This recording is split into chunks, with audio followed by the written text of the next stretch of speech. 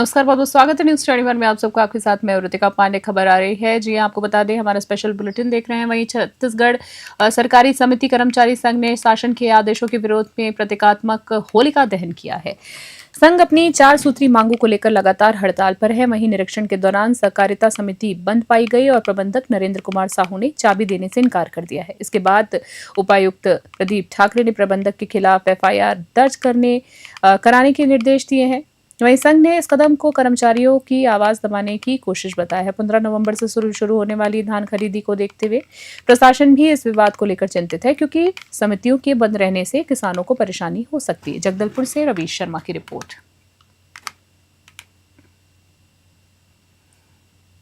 उत्तम सेठिया, सहकारी समिति कर्मचारी संघ जिला बस्तर के अध्यक्ष।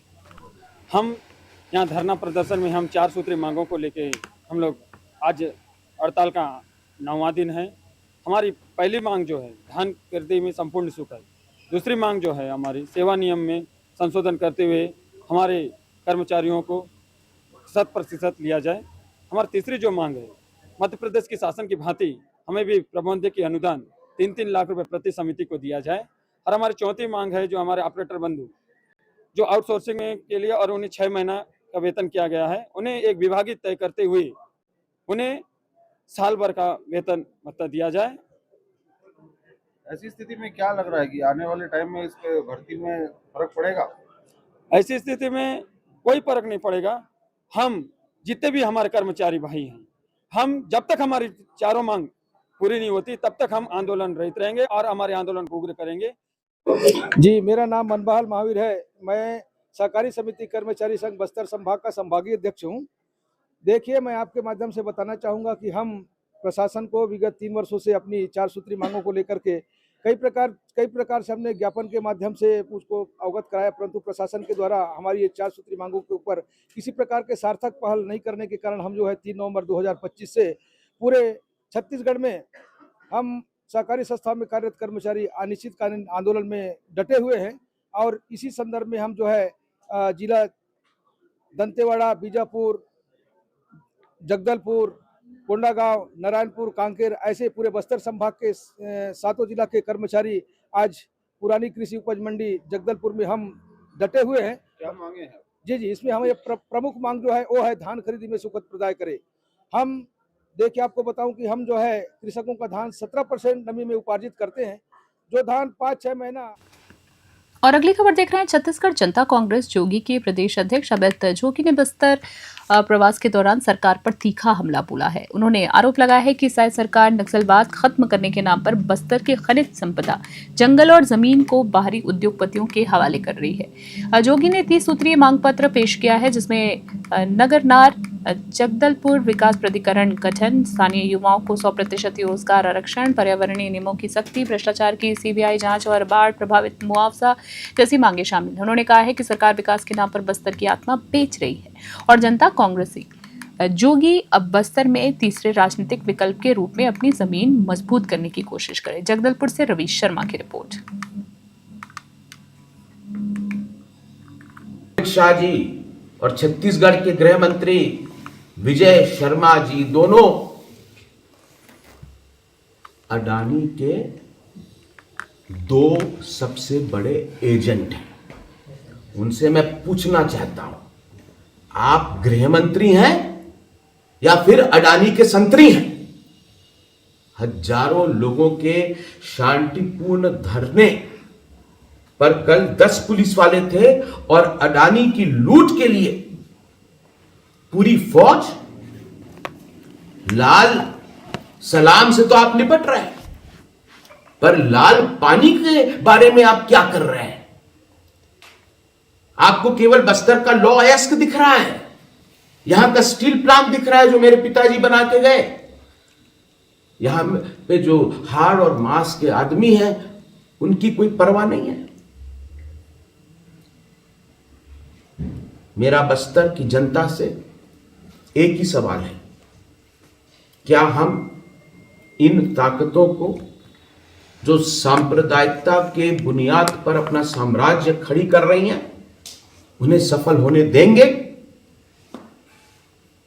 हमारा जवाब एक ही होना चाहिए, नहीं हम एक रहेंगे, हम नहीं बटेंगे और हम बस्तर को इन मौत के सौदागरों से बचाकर रखेंगे।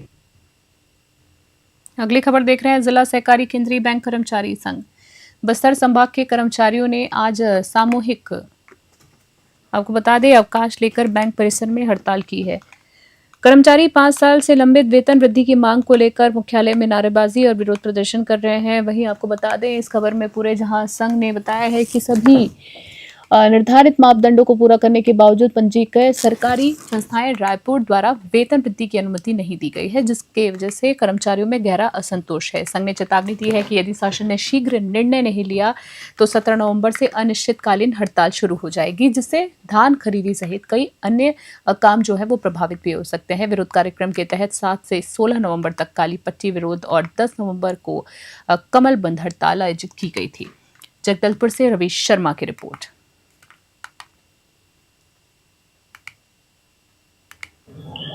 मैं सुमित सागर गुप्ता, जिला सहकारी केंद्रीय बैंक कर्मचारी संघ, मैं अध्यक्ष हूं इस कर्मचारी संघ का। और हमारी एक मांग है, मात्र एक सूत्रीय मांग है हमारे रजिस्ट्रार महोदय से कि हमारी वेतन वृद्धि जो 5 साल से रोकी गई है वो उनके द्वारा प्रदाय की जाए। ये 5 साल से वेतन वृद्धि के लिए हमने हजारों कोशिशें की।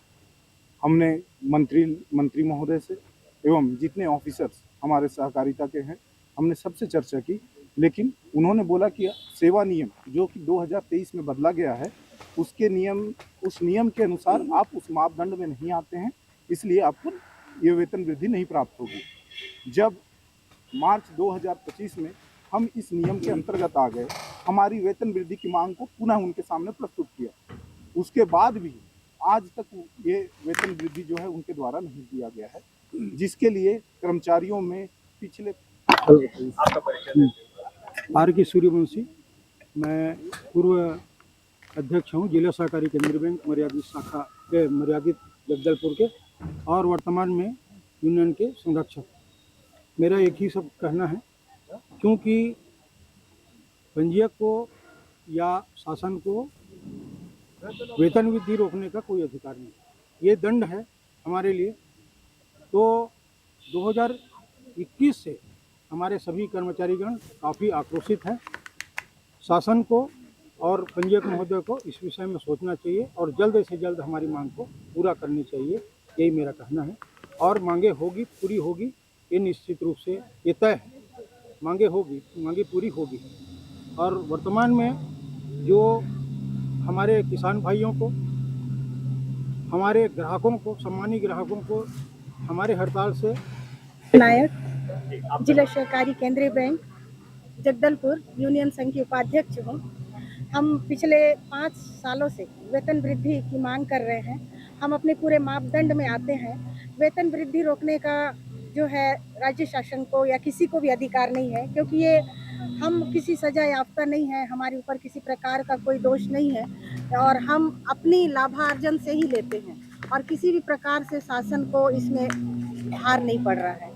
इसीलिए हमारा वेतन वृद्धि दिया जाए हमको, जिससे जो हमारा वेतन वृद्धि नहीं होने के कारण हमारा बहुत सारा कार्य रुका हुआ है, जैसे हमारा प्रमोशन है, हम आगे नहीं बढ़ रहे हैं, इसीलिए वेतन वृद्धि हमारा दिया जाए।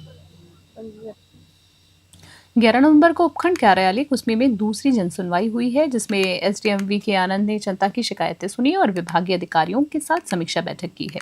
जनसुनवाई के सामने आया है कि हाई स्कूल दुआरी माशाला जुरी, प्राथमिक शाला बंदी टोला, माध्यमिक विद्यालय छपरा टोला, साथ ही साथ एसडीएम ऑफिस और एसडीएम बंगले के पास हैंडपंप और नल टंकी खराब पड़ी है।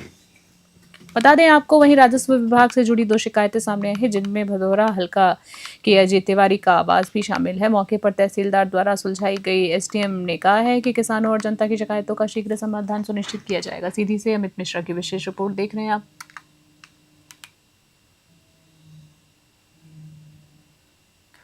गाडरवारा तहसील के धोखेड़ा गांव की बात करें तो सुबह करीब 9 बजे जमीन विवाद को लेकर पुरानी रंजिश भड़क उठी। आपको बता दें, खेत में धान की कटाई कर रहे पक्ष पर दूसरे पक्ष के 20 से 25 लोग लाठे और हथियार से लेकर हमला उन पर कर दिया है। लठ से हमला किया गया है, जहां इस झगड़े में 5 लोग गंभीर रूप से घायल हो गए हैं। स्थानीय लोग और पुलिस की मदद से घायलों को शासकीय अस्पताल गाडरवारा लाया गया है, जहां प्राथमिक उपचार के बाद उन्हें नरसिंहपुर जिला अस्पताल में रेफर कर दिया गया। पुलिस ने मामला दर्ज कर जांच शुरू कर दी। नरसिंहपुर से रजनीश गौरव की विशेष रिपोर्ट। क्या नाम है? राजेश पूजा। कुछ ही 4-5 लोग जो है अभी घायल अवस्था में अस्पताल मेरे भाई हैं और छोटे वाले के ससुर हैं, उनकी श्रीमती हैं। तो जिन लोगों ने मुझे फ़ोन किया, मैं गाडरवारा से पहुंचा, देखा तो गंभीर स्थिति थी। इनमें किशोर, ऊधाम, पीतम, यशमान, करीबन पूरे परिवार था उनका। कितने लोग थे? करीबन वही 25 से 30 लोग। भागीरथ के लड़के। तो क्या वजह थी लड़ाई की? जमीनी विवाद था, हमारी पुरानी शिकायत भी डरी थी। उसके बाद कोर्ट में केस भी चल रहा था। उसके बाद इनने खेत पर आकर मार धाड़ की। हमारे पास वीडियो बनाया था, वो मोबाइल भी ले गए हमारा। एक मोबाइल उन्हें आगी में जला भी दिया और टपरिया में आगी लगा दी, धान में आगी लगाई। लगभग कितने का नुकसान हो गया? नुकसान अब वो तो देखना पड़ेगा। हम तो इनको आके इधर आकर ले आए। अभी कितने लोग घायल हैं? घायल 5 लोग हैं और गंभीर स्थिति है, इनकी रेफर करने की बोल रहे हैं डॉक्टर साहब। और किशोर ने एक पक्ष में 5 लोग घायल है, 2 महिला 3 पुरुष है। एक पक्ष में एक ही घायल है। कहाँ की घटना है? ग्राम धोखेड़ा।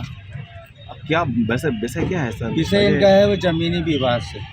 नंद किशोर ने किसी पूरी समाज के व्यक्ति से ज़मीन ली है और कब्जा किए हुए हैं ये रामजी परिवार के लोग। और वो किशोर हैं, उसके पास कागजात है। ये पक्ष के पास कोई कागजात नहीं है। बोल रहा है कि न्यायालय में प्रकरण चल रहा है इसी बात को लेकर।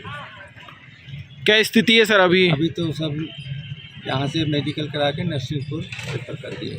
पुलिस के द्वारा क्या कार्रवाई की? पुलिस के द्वारा मौके पर घटनास्थल पहुंचे, सूचना मिलने पर तत्काल इलाज हेतु गाडरवारा अस्पताल लेकर आए हैं। क्या नाम है? राजेश।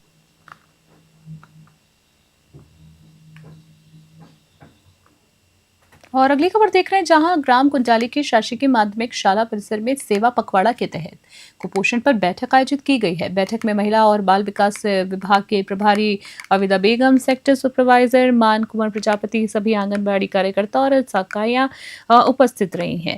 डॉक्टर राजेंद्र सिंह पटेल बीएमओ ने कहा है कि बच्चों को स्वच्छ और पौष्टिक आहार देने से कुपोषण को जड़ से समाप्त किया जा सकता है। अविदा बेगम ने आंगनबाड़ी कार्यकर्ताओं को बच्चों के आहार में लापरवाही ना करने की शिकायत दी और हिदायत भी दी है। जी आपको बता दें, हिदायत दी गई है। वहीं मुख्य अतिथियों ने बच्चों के लिए चने, गुड़, लाई और तिल्ली वितरण किए हैं और ग्राम स्तर पर हर संभव सहयोग का आश्वासन दिया है। गैरतगंज से मनीष जगवंशी की रिपोर्ट।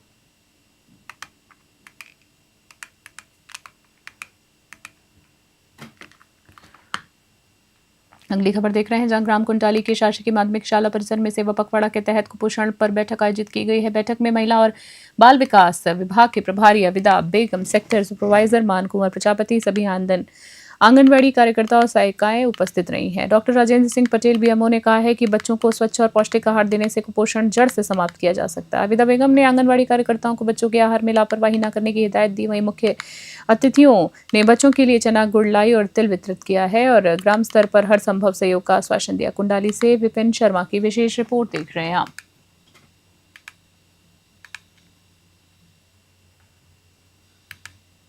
सहायक आयुक्त की बात करें तो आयुक्त जनजातीय कार्य विभाग और शासकीय आदिवासी सीनियर बालक छात्रावास के अधीक्षक नारायण सिंह नगदे के बीच विवाद बढ़ गया है।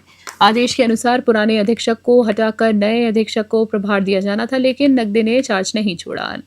नए अधीक्षक को कार्यालय में ही बैठना पड़ा, जबकि आदेश जनपद पंचायत बैतूल पहुंचने के बाद लागू नहीं हुआ।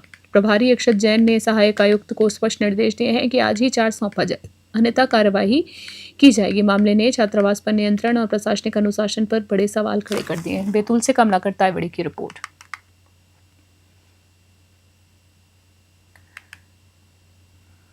सर, एक मामला आया है सीनियर आदिवासी बालक छात्रावास में अधीक्षक को हटा दिया गया है। इसके आदेश को भी काफी समय हो गया, लेकिन जो नए अधीक्षक है उनको प्रभार भी नहीं दिया जा रहा और वो बाहर धूप में बैठे हुए हैं। क्या देखिए मेरे संज्ञान में आया है कि ये जो चेंज हुए थे अधीक्षक का जो चार्ज दिया था उसके बाद भी अभी तक हैंडओवर नहीं हो पाया है। तो इस संबंध में मैंने इसी ट्राइबल को साफ निर्देश दिए हैं कि यदि जो अभी अधीक्षक हैं उनके द्वारा विलम्ब किया जा रहा है तो उनके विरुद्ध हम कार्रवाई करेंगे। यदि आज उनके द्वारा चार्ज हैंडओवर नहीं होता है तो इस संबंध में हम फिर उनके विरुद्ध अनुशासनात्मक कार्रवाई भी प्रारंभ करेंगे और इसको जल्दी इस चार्ज को हैंडओवर करवाएंगे। जब आदेश हो गया है तो चार्ज हैंडओवर जरूर होगा। सर एसी साहब ने यहाँ से आदेश तो कर दिया, लेकिन उस अधीक्षक का ये कहना है कि मेरे पास में अब तक कोई लेटर प्राप्त नहीं हुआ कि इनको चार्ज दिया है। नहीं देखिए, वो किसी के कहने से वो नहीं होता है। जब आदेश है तो नेचुरल बात है, आदेश है और बाकायदा विधिवत आदेश जारी हुआ है तो उसका पालन करना पड़ेगा। अगली खबर देख रहे हैं जी। आपको बता दें, ग्राम दिनारा में भूमि विक्रय को लेकर विवाद उजागर हुआ है।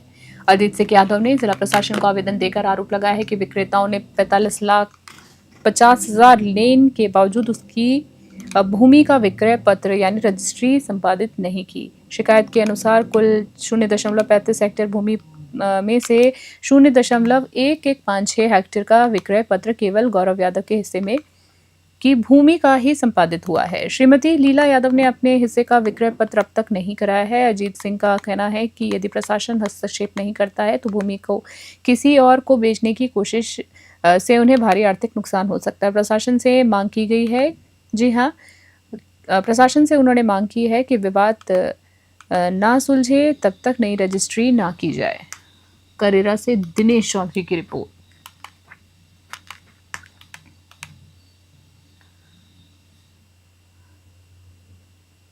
ग्राम अमरा में हाईटेंशन विद्युत लाइन की लापरवाही से कुंवारी रूली आदिवासी नाम की नाबालिग बच्ची गंभीर रूप से झुलस गई है। जहां हादसे में आप देख सकते हैं छोटी सी बच्ची, जहां उसका बायां हाथ काटना पड़ा है। दुखद खबर है, जहां आपको बता दें, जिससे वह स्थायी रूप से विकलांग हो गई है।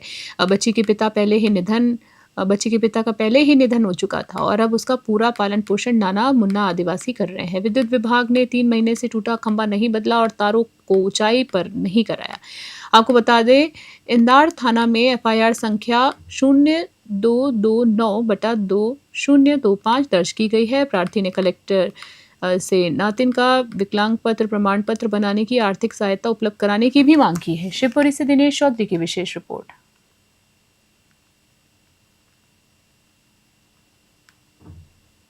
झारखंड राज्य स्थापना दिवस की 25वीं वर्षगांठ पर दुमका में रन फॉर झारखंड दौड़ का आयोजन किया गया है। दौड़ टीसी चौक से शुरू होकर धर्मस्थान, टाटा शोरूम, टावर चौक और गांधी मैदान होते हुए इंडोर स्टेडियम तक संपन्न हुई है। आयुक्त की बात करें, उपायुक्त अभिजीत सिन्हा ने हरी झंडी दिखाकर दौड़ की शुरुआत की है। कार्यक्रम में स्कूली छात्र छात्राएं, एनसीसी कैंडिडेट्स, अधिकारी, कर्मचारी और आमजन बड़ी संख्या में शामिल हुए हैं। इंडोर स्टेडियम में दौड़ का समापन हुआ है, जहां उत्कृष्ट प्रदर्शन करने वालों को पुरस्कार प्रदान किए गए। उपायुक्त ने विजेताओं को बधाई दी और कार्यक्रम को युवाओं की ऊर्जा और राज्य की प्रगतिशील सोच का प्रतीक बताया। दुमका से आशीष यादव की रिपोर्ट।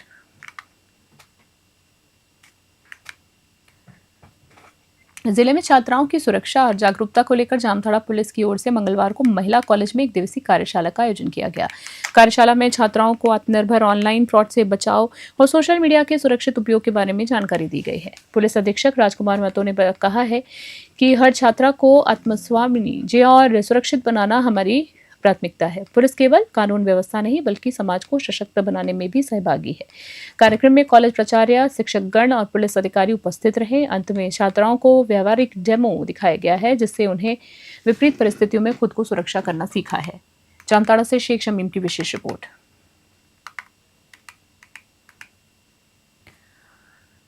यही सीखें कि अपना स्वयं का रक्षा कैसे करें। जैसे कि आज के ज़माने में ऐसे होता है कि इंस्टा आईडी हम लोग को कैसे अपना खुद का बचाव करना है और रोड पे चलना है कैसे, रोड का यातायात नियम का पालन कैसे करना है, ये चीज़ सीखें। बहुत कुछ सीखें। देखिए, सबसे इम्पोर्टेंट ये है कि जामताड़ा की बच्चियां जो है एक ग्रामीण परिवेश में अपना एजुकेशन प्राप्त कर रही हैं और इनको खास करके वरीय पदाधिकारी जब इनके बीच आते हैं तो इनको एक मनोबल बढ़ता है। इनके भी मन में जो है कुछ करने का एक चाहत होता है। इस आलोक में आज मेरे द्वारा जो है इस महिला कॉलेज में आज एक छोटा सा कार्यक्रम हम लोग रखे थे जिसे महिला सुरक्षा, साइबर सुरक्षा और खास करके मोटिवेशनल कैरियर ओरिएंटेशन प्रोग्राम की तरफ से इसको लोगों ने आज लिया है। बट आज ये हमारा प्रारंभ है और हम इन बच्चियों के बीच में लगातार इन्हें आएंगे। खास करके सोशल मीडिया पर बच्चियों को किस प्रकार का व्यवहार करना चाहिए, क्या सावधानी रखनी चाहिए, वो मेरे स्तर से इन्हें शेयर किया गया है और हम इसे डिटेल रूप से एक प्रोग्राम जो है महिला कॉलेज में हम लोग जल्द ही करेंगे, ताकि बच्चों की सुरक्षा मेरी प्राथमिकता है और जामताड़ा में कोशिश करेंगे कि हर बच्ची जो है वो सुरक्षित रूप से अपना पढ़ाई और अपना कैरियर बना सके। इसका पूरा मौका हम लोग देंगे। अगली खबर देख रहे हैं जहां झारखंड राज्य स्थापना दिवस रजत पर्व उत्सव के अवसर पर जामताड़ा समाहरणालय परिसर में सूचना और जनसंपर्क विभाग के 6 प्रचार वाहनों को उपायुक्त सह जिला दंडाधिकारी रवि आनंद ने हरी झंडी दिखाकर रवाना किया। इस अवसर पर अपर समाहर्ता पूनम कच्छप, अनुमंडल पदाधिकारी अनंत कुमार और उप निर्वाचन पदाधिकारी विजय कुमार सहित अन्य पदाधिकारी उपस्थित थे। उपायुक्त ने बताया है कि ये वाहन जिले के सभी प्रखंडों और पंचायतों में जाकर झारखंड के गौरवशाली इतिहास, विकास कार्यों और सरकारी योजनाओं की जानकारी देंगे ताकि आमजन राज्य के विकास से अवगत हो सके। उन्होंने समस्त जिलेवासियों को स्थापना दिवस की अग्रिम शुभकामनाएं भी दी। जामताड़ा से शेख शमीम की रिपोर्ट।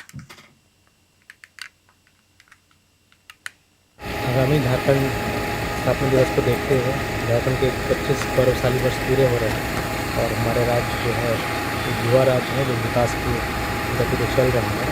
माननीय मुख्यमंत्री के दिशा निर्देश पर हम सभी प्रशासनिक महकमे में भी विकास का हर्ष है। झारखंड अब 25 गौरवशाली वर्ष पूरे करने के बाद आज इस मुकाम पर पहुँचा है और इसी का संदेश पहुँचाने के लिए राज्य को और आगे ले जाने के लिए जिला जनसंपर्क कार्यालय के द्वारा जो सभी प्रखंडों के लिए आज रथ रवाना किया गया है। ये रथ हर एक प्रखंड में जाएगा और संबंधित पंचायतों में घूम कर राज्य के बारे में बताएगा, राज्य के गौरवशाली इतिहास के बारे में बताएगा और किस प्रकार हमारा राज्य और विकसित हो सकता है, इस संदर्भ में भी जानकारी देगा। रक्षा राज्य मंत्री और रांची के सांसद संजय सेठ ने मंगलवार को राहे और सोनाहातू में विभिन्न विकास कार्यों का शिलान्यास किया। इन कार्यों की बात करें तो सोसो में शमशान शेड, डोकात में पेवर्स ब्लॉक सड़क निर्माण, कुबा डी और मांझी डी में शेड निर्माण, कुंगटा जी हाँ कोटांग दाग और दुलमी में चबूतरा निर्माण तथा सोनाहातू के दिरसिर में शमशान शेड निर्माण शामिल है। मौके पर मंत्री ने कहा है कि प्राथमिकता के आधार पर सभी कार्य किए जा रहे हैं और रांची के विकास में कोई कसर नहीं छोड़ी जाएगी। इस अवसर पर सांसद प्रतिनिधि धीरज महतो, पंचायत समिति सदस्य रूप कुमार साहू, तिलेश्वर कोयरी सहित सैकड़ों लोग उपस्थित रहे। सोनाहातू से संतोष मेहता की रिपोर्ट।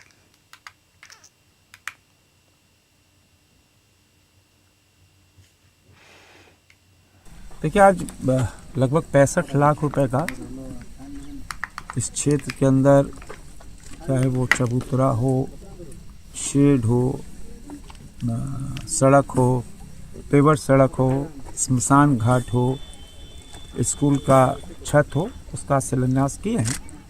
और बहुत सारा राहे में जैसे स्कूल में DMFT फंड से लगभग 68 लाख रुपए का एक सभागार, एक साइकिल स्टैंड, उसका भी अनुशंसा कर वो भी टेंडर हो गया है, वही पास हो गया है।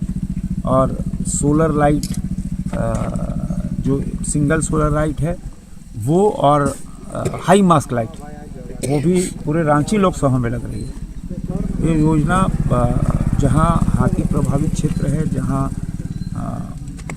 बिजली नहीं आती है जरूरी है, वहाँ पिछले 3-4 महीने से लग रही है ये सोलर लाइट, ये बहुत उपयोगी है।